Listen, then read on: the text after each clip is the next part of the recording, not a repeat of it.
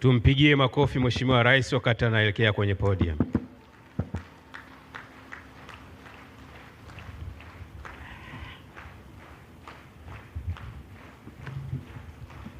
Waheshimiwa, tukae. Mheshimiwa Musa Azzan Zungu, Spika wa Bunge la Jamhuri ya Muungano wa Tanzania, Mheshimiwa Patrobas Pascal Katambi, Waziri wa Mambo ya Ndani ya Nchi pamoja na uongozi wote wa wizara, Mheshimiwa Naibu Waziri, Katibu Mkuu na Naibu Katibu Mkuu na wote waliopo hapa, tambue uwepo wa mwakilishi wa mhimili wa mahakama pamoja nasi hapa, IGP Camillus Mongoso Wambura, Mkuu wa Jeshi la Polisi Tanzania, Mheshimiwa Devota Minja, Mwenyekiti wa Kamati ya Bunge ya Hesabu za Serikali, waheshimiwa wabunge wa mkoa wa Dar es Salaam mlioko nasi hapa, Mheshimiwa Albert Chalamila, Mkuu wa mkoa wa Dar es Salaam, wakuu wa vyombo vya ulinzi na usalama kiongozwa na mwenyekiti wenu CDF, waheshimiwa wakuu wa wilaya za mkoa wa Dar es Salaam mliopo mkiongozwa na mwenyeji wenu Mheshimiwa Sixtus Mapunda kwa wilaya ya Temeke, makamishna wa polisi, naibu kamishna wa polisi Dr. Lazaro Benedict Mambosasa, mkuu wa chuo cha taaluma ya polisi Dar es Salaam, wakuu wa jeshi la polisi wastaafu mliopo nasi, makamishna wastaafu wa jeshi la polisi, wenye viti wa bodi na taasisi zilizo chini ya jeshi la polisi, makamishna wa polisi, makamanda wa polisi na vikosi, waheshimiwa viongozi wa serikali na sekta binafsi mliopo nasi hapa, wakuu wa vyuo vya polisi na vyuo marafiki, waheshimiwa viongozi wetu wa dini, wahitimu wa kozi ya uafisa na wakaguzi wasaidizi, ndugu waandishi wa habari, wageni waalikwa, vikundi vya burudani, mabibi na mabwana, Jamhuri ya Muungano wa Tanzania, kazi na utu, nidhamu, haki na weledi, msingi wa mafanikio yetu. Nawashukuru sana. Ndugu zangu, naomba nami niungane na walionitangulia kumshukuru Mungu mwingi wa rehema kwa uturuzuku hai na siha njema na kutuwezesha kukutana hapa leo katika chuo cha taaluma ya polisi hapa Dar es Salaam kwenye shughuli hii muhimu.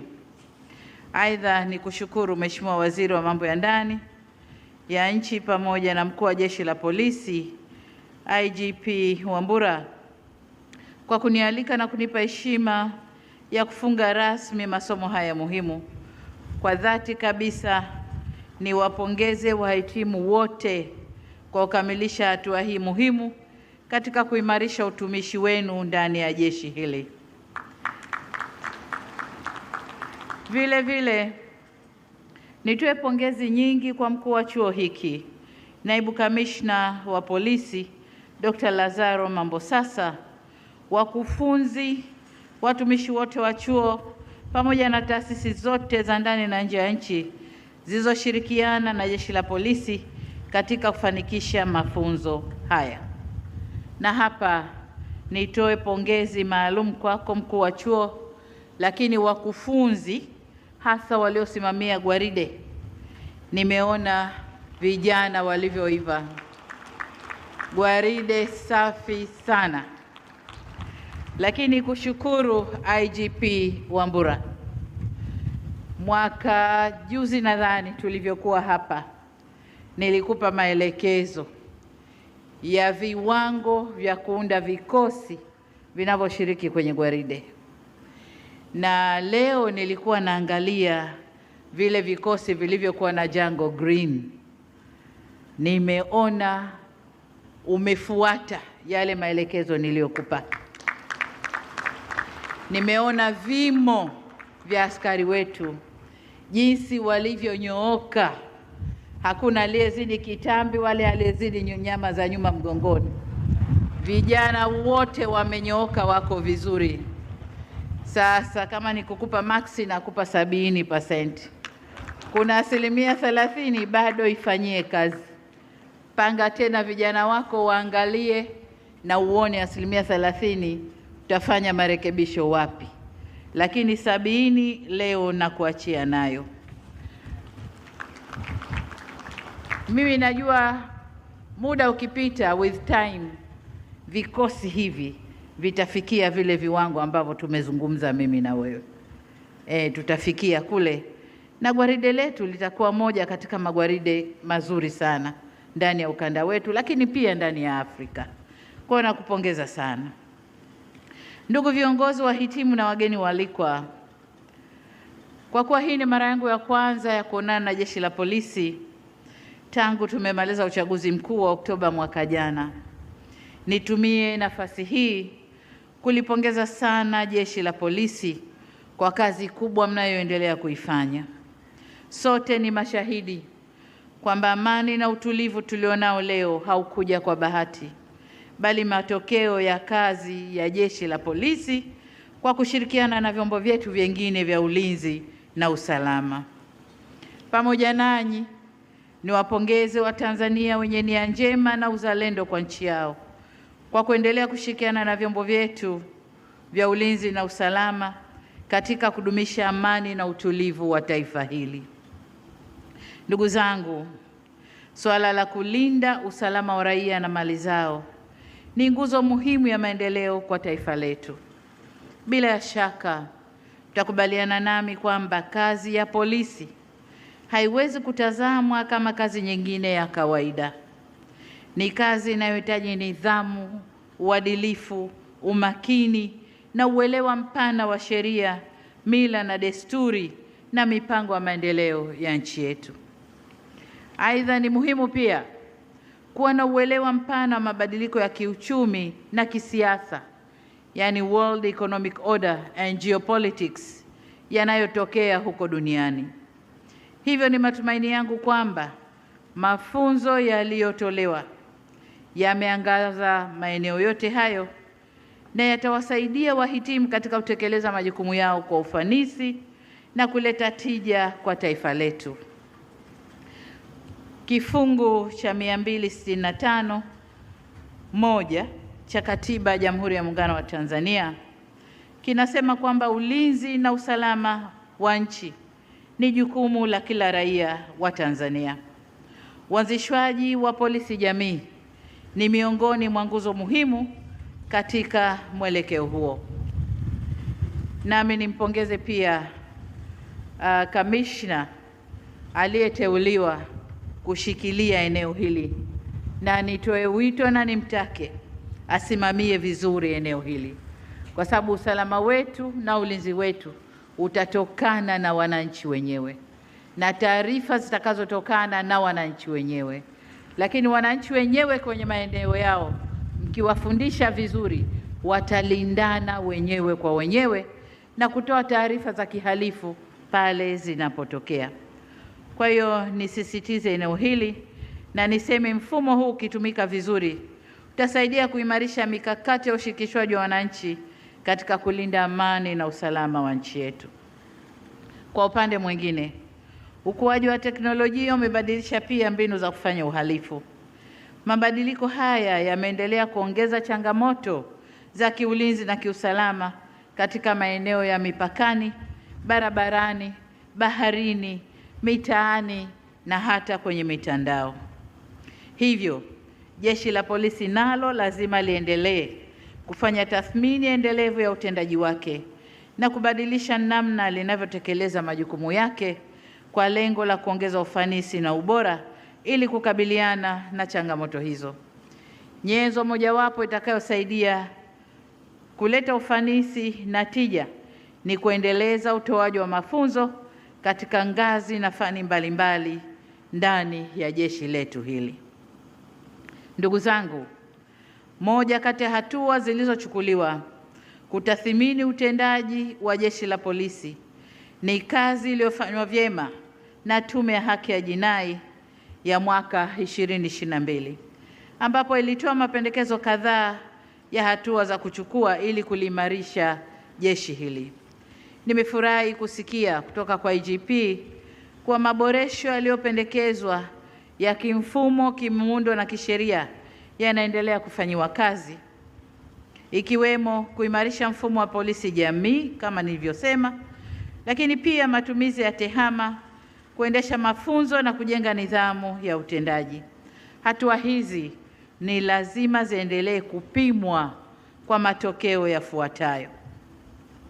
Tusiseme tu tunachukua hatua, lakini lazima tuone matokeo. Moja, ni namna jeshi la polisi linavyotumia rasilimali zinazotolewa kuimarisha masuala ya ulinzi wa raia na mali zao, yaani kujenga uwezo wa kiutendaji, capacity building, ikiwemo mafunzo na maeneo kadhaa ambayo IGP aliyaeleza hapa, kwenye maeneo ya kisheria na uwezo wa kwenye medani. Tunapozungumza na uwezo wa kwenye medani, ni pale mnapokuwa mbali ya medani, mnapokuwa kwenye mafunzo, lakini pale mnapokuwa kwenye nyanja za kazi zenu. Tumezoea huko nyuma kuona askari wakisimamisha magari na wakifanya mambo ambayo hayakubaliki. Sasa hizo ndio nyanja za medani. Mwende mkarekebishe hayo.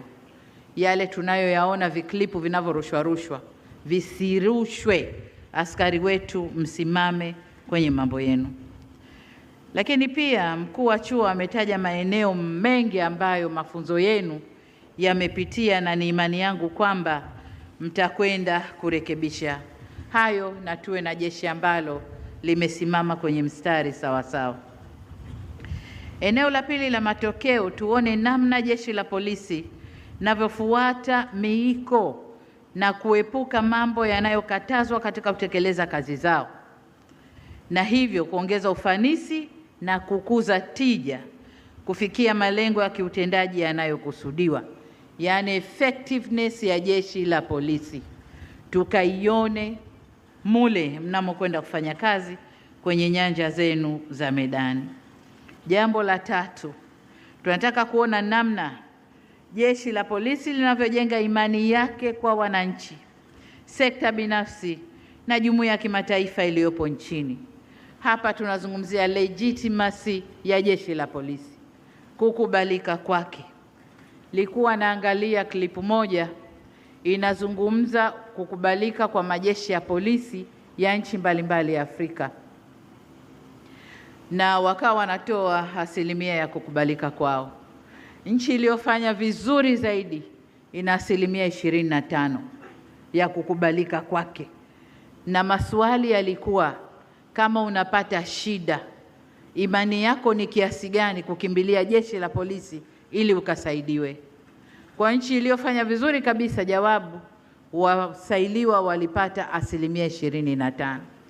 Kwetu Tanzania ilikuwa ni asilimia 12, kwamba wananchi wanapopata shida atakimbilia kituo cha polisi ili akapate msaada, ni asilimia 12.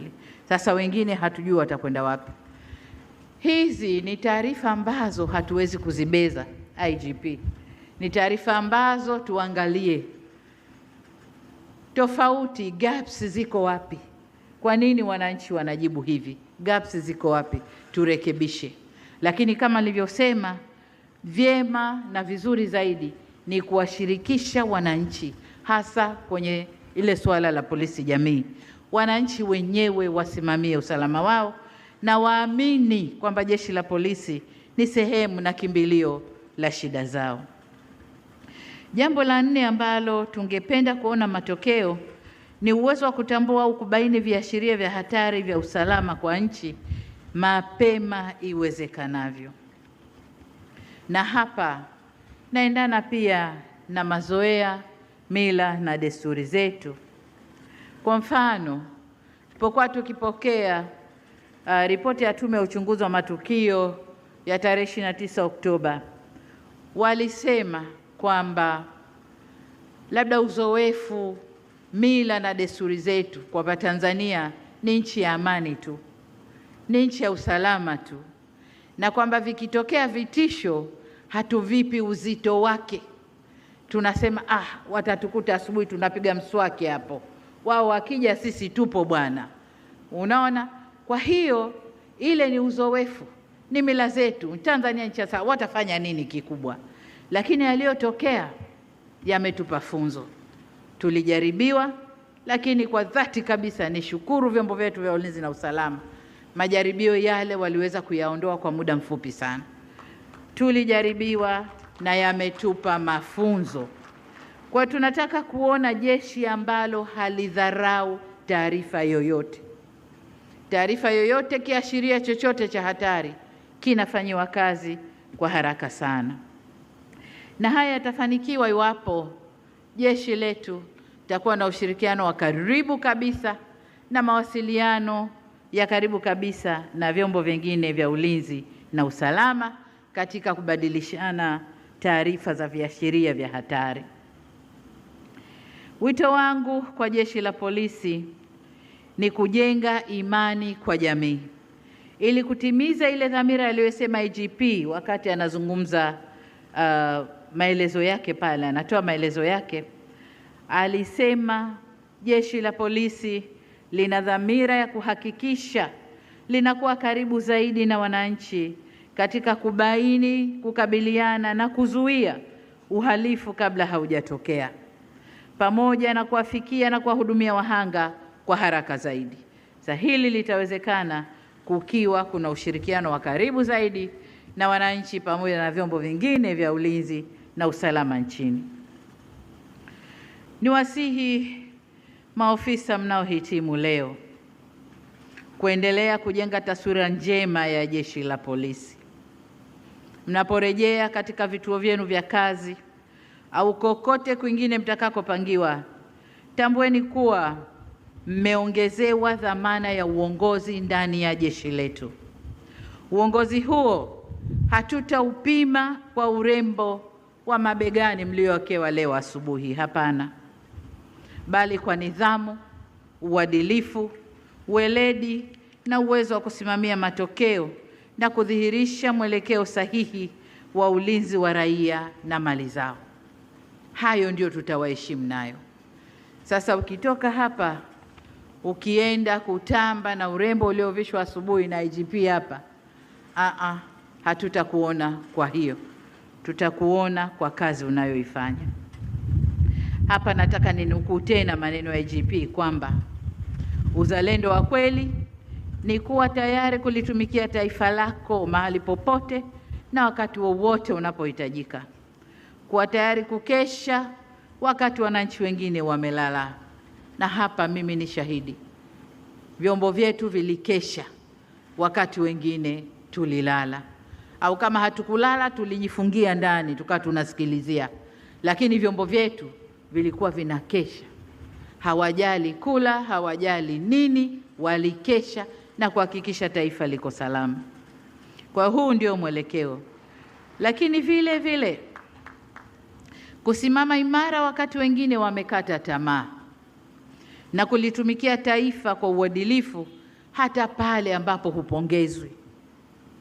Unaweza ufanye kazi yako vizuri tu na atokee watu wawaseme vibaya, hawa wapongezi. Tusivunjike moyo. Ndio kazi tuliopewa, ndio kazi ambayo Mungu ametuchagulia. Twende mbele, chapa kazi, linda taifa lako hata kama hukupongezwa. Nendeni mkasimamie na kulinda heshima ya jeshi la polisi. Msiruhusu rushwa, uzembe na matumizi mabaya ya madaraka kuharibu kazi kubwa inayofanywa na jeshi hili. Kama nilivyosema, vyeo mlivyopata leo ni nyenzo wa kuongeza uwajibikaji na si kuongeza umbali kati yenu na askari walio chini yenu au kujenga kiburi kwa wananchi mnaowahudumia. Vyeo ni dhamana, mmeongezewa dhamana, mmeongezewa majukumu, nendeni katekelezeni. Ndugu viongozi, wahitimu na wageni waalikwa, napoelekea kuhitimisha, niwahakikishie kuwa serikali itaendelea kutimiza wajibu wake wa kuliwezesha jeshi la polisi kwa kujenga miundombinu. Na ninapozungumza miundombinu ni ile migumu na ile laini, yani hard infrastructure na soft infrastructure. Hard infrastructure ni pamoja na majengo kama mlivyoona hapa, majengo mbalimbali. Na wakati nikinong'ona na IGP ndani kule katika kunieleza kazi inayofanywa ya kujenga majengo, alinieleza haja ya kuwa na hospitali ya kina mama na watoto, hospitali maalum pale kwenye hospitali yetu ya Kilwa Road. Nami nikamhakikishia kwamba hospitali umeipata. Hospitali ameipata, na ninakusudia hospitali itajengwa hivi karibuni. Lakini vile vile tumetoa fedha nyingi kuhakikisha tunaweka mifumo ya tehama itakalolisaidia jeshi hili, na huu ndio upande wa soft infrastructure. Tumeweka mifumo ya tehama na tunaendelea kuweka mifumo itakayosaidia kuimarisha mazingira ya kazi ya jeshi letu la polisi, na vile vile taendelea kununua vitendea kazi na kuboresha stahiki na maslahi ya askari wetu. Jengine tutakalokuwa hatutasita kulipatia fedha ili liendelee ni kuhamasisha mafunzo ili kuendelea kujenga viwango vya weledi na uwezo wa askari wetu. Huwezi kumlaumu mtu hafanyi kazi kama humfundishi au humuoneshi namna ya kufanya kazi. Kwa tutaendelea kuongeza nguvu yetu kwenye mafunzo ili kujenga weledi na uwezo wa askari wetu. Nirudie wito wangu ule ule kwamba chuo kisipoe. Baada ya hawa kuwatoa, Dr. Mambo sasa jitayarishe kupokea bachi nyingine ya mafunzo ya askari wetu. Mwisho ni waase tena wahitimu wetu wa leo kulitumikia taifa lenu kwa heshima ya viapo vyenu na dhamana mlizopewa. Vyeo mlivyovishwa leo vikaonekane katika ubora na ufanisi wa kazi zenu. Na baada ya kusema hayo, kwa mamlaka nilionayo kama Rais wa Jamhuri ya Muungano wa Tanzania na Amiri Jeshi Mkuu wa Vikosi vya Ulinzi na Usalama nchini, nataka nitamke rasmi kwamba mafunzo ya upandishaji vyeo ngazi ya uafisa na mkaguzi msaidizi wa polisi kozi namba 1 ya mwaka 2025-26 sasa yamehitimishwa rasmi. Naomba tusimame wote.